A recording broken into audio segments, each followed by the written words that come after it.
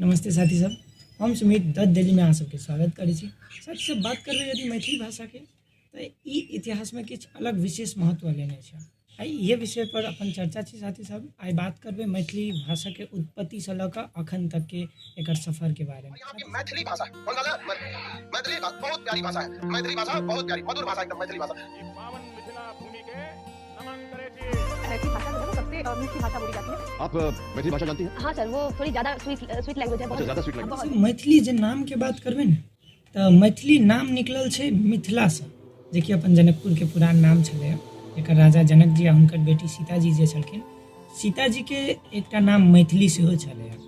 वही समय से अपन मैथिली के प्रथा चलि आयल छै।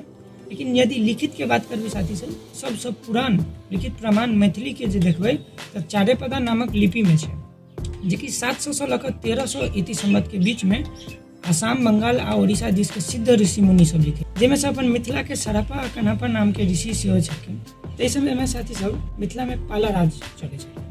अपन मिथिला अखन एते छोट नहीं छले, पूरा पूर्वी इंडिया जे कहबे अखन के बिहार, दरभंगा ये सब मिथिला में जुड़ल छै।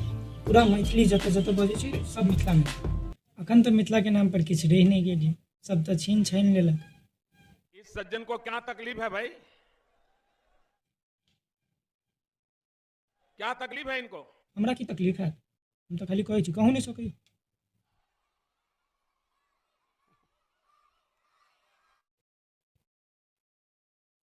बढ़ी छी साथी सब, बात छै अब सन 1120 के, जखन पाला राज खत्म भेलै। वही के ठीक 2 सदी बाद एलैन नया सब कर्नाट वंश के राजा हरिसिंह देव। वो बेसी दिन नहीं 2 से 4 दशक राज केलखिन मिथिला पर। वही समय में एक कवि छलखिन साथी सब, गायक से कह सकै छी, श्री ज्योतिरीश्वर ठाकुर नाम के। वो मैथिली के सबसे पहिलका गद्य लिखलखिन, जे कि मैथिलीये के नहीं कोनो भी भाषा के सबसे शुरू का गद्य जे सिर्फ मैथिलीये में लिखल छै से लिखलखिन ज्योतिरीश्वर ठाकुर मिथिलाक्षर में। एकरा चिन्हल जाइ छै वर्ण रत्नकारा नाम से। जेना कि कहने छलिए, राजा हरिसिंह देव 2 दशक तक मात्र राज करै छथिन।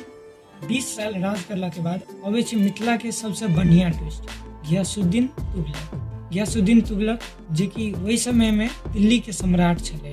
घियासुद्दीन आ हरिसिंह देव में बड़का युद्ध होइ छै आ नतीजा घियासुद्दीन तुगलक जीत जाइ छै। एहि के वजह से मजबूरन वश हरिसिंह देव के जा पड़े छै नेपाल के भीतरी पहाड़ी इलाका, जे कि अखन के काठमांडू है। ये हरिसिंह देव के वंशज सब अपना सबके काठमांडू के साहित्य में, हिस्ट्री में देखे के मिले छै, जे कि प्रताप मल्लक, जयप्रकाश मल्लक भऽ गेल, ई सब काठमांडू में राज केने छै। ये सब जे छै कर्नाट वंश हरिसिंह देव के वंशज सब छलै। एम्हर एबै अपन मिथिला दिस तो घियासुद्दीन तुगलक के मिथिला पर राज करे में कोनो ओते दिलचस्पी नहीं भेला के कारण वो मिथिला के अपन परिवार पुजारी श्री कामेश्वर झा के हाथ में सौंप कर दिल्ली तरफ वापस भऽ जाइ छथिन। लेकिन दुर्भाग्यवश साथी सब मैथिली इतिहास में वही समय में किछ ओहन योगदान नहीं देखल गेलै। लेकिन आब एंट्री होइ छै अपन विद्यापति ठाकुर जी के। इनका मैथिली इतिहास के महेंद्र सिंह धोनी सेहो कहि सकै छी, कियाकि ई अबिते मैथिली इतिहास में क्रांति आनि देने छलखिन। उनका बारे में कनी बढ़िया से बात करब दोसर वीडियो में। अखन बात करै छी ई मैथिली इतिहास में कथी कथी योगदान देलखिन।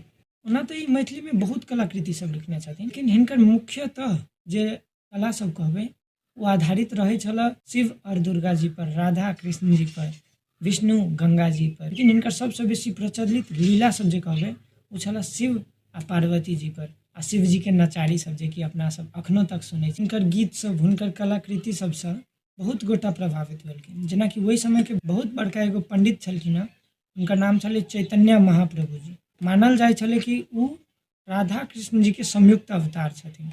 आ रविंद्रनाथ टैगोर जी, जे कि नोबेल पीस प्राइज जीतने छलखिन वही समय में, वो कविये छलखिन। एहिके बाद साथी सब कहि सकै छी मैथिली के अपन पहचान मिल गेलै। मैथिली में विभिन्न किस्म के नाट्य कला, विभिन्न संधि, गीत सब लिखे लगलै।